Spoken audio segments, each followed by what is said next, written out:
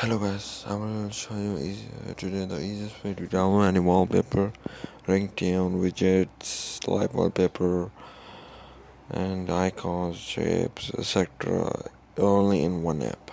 So go on your Play Store and type this app, search this app, open it. This will be your app. You can read this wallpaper, live wallpaper, ringtone, notification sound, games also. You can games you can download it, icon widgets also, very cool widgets, cool widgets, live wallpapers. You can download your live wallpapers from here. Black and pink. Wait a minute. Any type of wallpaper you can, and here's the wallpaper. Go to your selected wallpapers. You can set everything, save also. So thanks for watching. Meet you in the next video.